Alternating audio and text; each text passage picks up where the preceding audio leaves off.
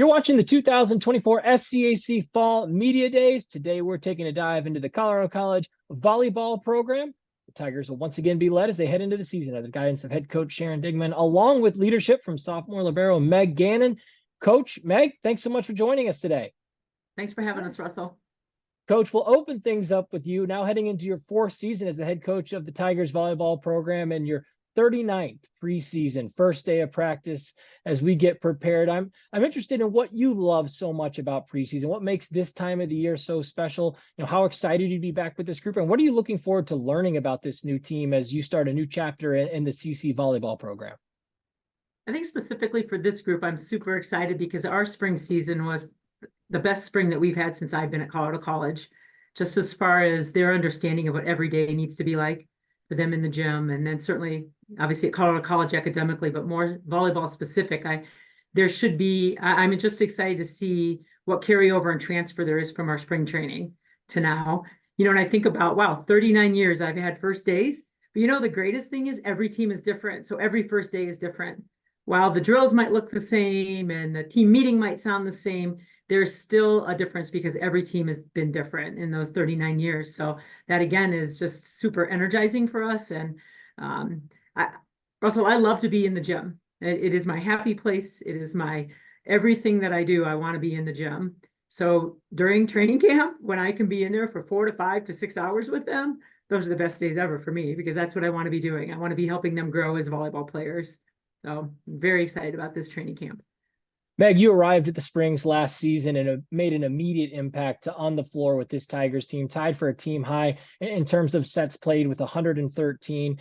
You know, I'm interested for you, what that experience was like for you as far as, you know, what were you able to learn over the course of going through that first year of collegiate volleyball? How much did that help grow your confidence, you know, getting into and being a part of such a great team last year? And what have you continued to work on individually going into this season to help grow your confidence heading into the sophomore year?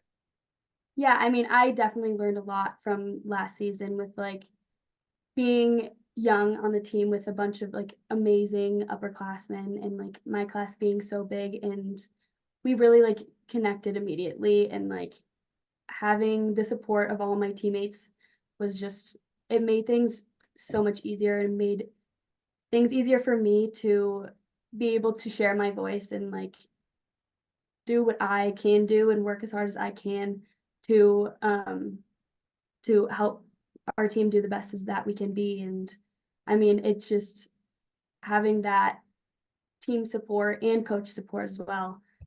I think even in club season, I was given a good opportunity to play on a higher team, and I think I learned a lot from that as well, and carrying that over to our Colorado College team and having a bunch of seniors last year who were just so amazing with like their leadership and their support with everything that they gave me, like being on the court with them, you know, giving like the simple high fives if you're like not doing so well, or like if you are doing well, like the big cheers. Like having seen that, I think that's going to help us as like a whole program to succeed as much as we can.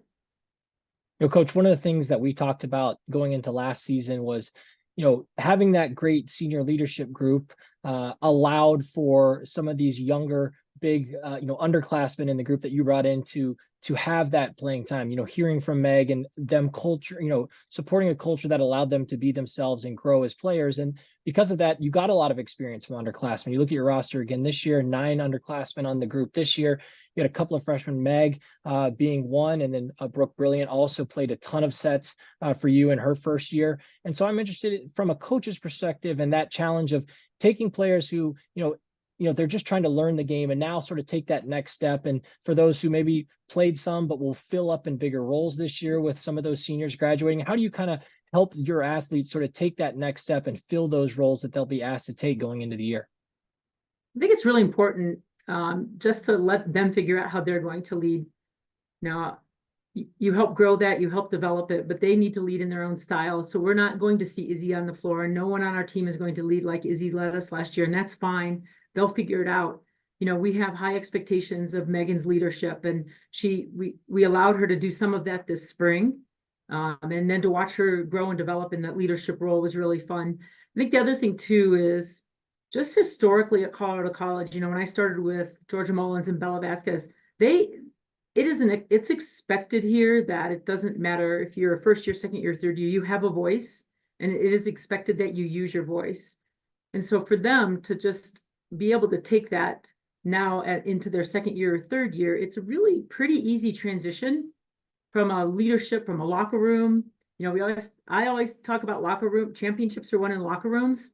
I can tell you, our locker room is amazing, and it's because of what last year Jenny, Keely, and Izzy, what they allowed them to voice and to have their voice and to have those roles. And so I think that transition is fairly easy. I think the toughest transition is we're losing a lot of points with Jenny and Keely. So that, to me, that doesn't happen overnight. Like whatever our expectations are for Carolyn now to step up and be that go-to player, or Brooke Brilliant to be that go-to player, I think that's what takes more time to develop, just the physical component of being on the floor if you haven't been in that before. And so I think we're just patient. We do it with a loving hand, and we allow them again to find their way. Carolyn is ready for it. We saw it many times last year. You know, there's times we asked her to be the woman and she was, and there were times when we needed it and she wasn't, but I'm confident with where she is growing, she's ready. But that's what I think is the bigger jump, is the actual on the floor. What do we do? Our locker room is in a great place. But yes, I do expect, you know, particularly Meghan, she's in a leadership role inherently as a libero on the court. And I do expect for her to take that on. Annie Stager is going to be our starting setter. She is so ready for that role, and she can't wait to have her own imprint on how she's going to lead as our setter. So I have so much confidence in the two positions on the court that are inherently the leadership roles. They're going to be fine. You know, it's more of, let's figure out how do we compete as a leader. That's, you know, and I think every coach deals with that when you graduate seniors like we graduated, that produce the number of points our seniors did, but they'll figure it out. We just have to figure it out really, really fast this year because of our opening weekend. You know, Meg, you look at the way the season ended last year, and this team put together such a phenomenal run in the SCAC tournament, advancing all the way to that SCAC championship. I'm interested from a team perspective, you know, what this group learned going through those battles, putting yourself in that position and sort of realizing that you had the ability to compete at the highest level. Is that something that this team talks about going into the year that continues to motivate this team? What do you feel like you can really learn from the way the season ended and help, you know, grow this group's confidence going into the season? Yeah, I think we are very, very motivated to get to that same championship game and further.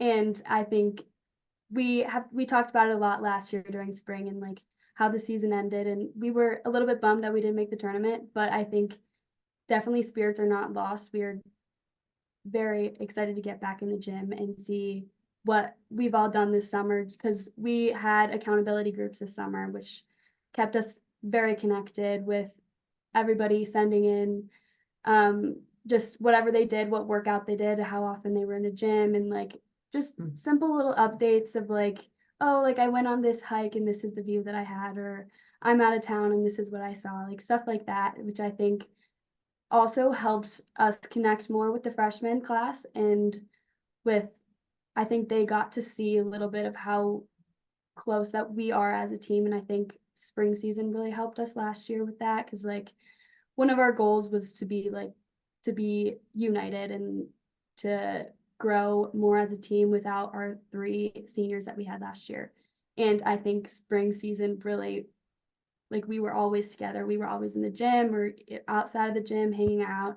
And everybody is very excited to get back on the court, because like Sharon was saying, we have very tough first few weekends, and we're very excited about that to prove ourselves. Coach, one of the things that I loved about our talk last year going into the season was you talked about the diligence and the preparation that you have from an off season in terms of reflecting on the year before and getting prepared for the next season. And you talked about, and even mentioned it earlier today, about each team is a new team, each season is its new season and a new story. And you know, having to kind of learn what maybe some blind spots that you might have, and making sure that you're ready for those challenges going into the season. As you've, prepared coming into this year, what are some things that you feel you're really going to need to kind of key on in this preseason to make sure this group is as prepared as they can, lay that foundation to get ready to start the ground running, coming out of the blocks here at the end of August as we get the season underway?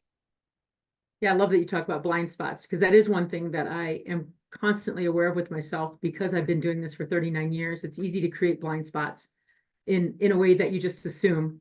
And so, I try to go in without making any of those assumptions as far as what we need to teach them in training. And it's easy to do that when you've been doing it for as long as I have. But I think, the areas of the game that we need to get better at are partly just how we're built. Like, we would love to be a better blocking team. And so, yes, there is a component of coaching and training to that. There's also a component of, are we built to be a good blocking team? And if we're not, we've got Meg in the back row. We're good.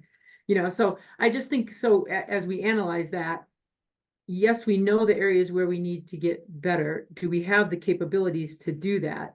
And if we do, we're going to. And if we don't, then we have other things that we can be better at. So I'm really big on going from good to great. I think in Division III, we don't have a lot of time to try to make a lot of corrections. We start class in a week and a half, and we get 24 days in the spring. So I think to try to look at a lot of weaknesses and figure out how to fix those, I think you're really limited in that in Division III. So for us, we want to take whatever we're doing well and we want to become better at it. And so that, the good to great, like I just said. So I think that's where I always enter into a season is, we're good at this. Can we be better at it? And the way we train and the way we trained this spring, I'm confident. We're going to go from good to great in a couple areas that I think are, well, I know I've been around the game long enough that I know will be beneficial to us winning. And this group has just an amazing ability of work output. Like, they can work like no other. So I also think there's going to be times when we're going to have to outwork teams. When I look at who we're playing our first 2 weekends, there's going to be teams we're just going to simply have to outwork. Maybe we can outskill them, maybe we can't. We're not going to outsize them, okay, but we can outwork them. And that's what I'm confident that this group understands now.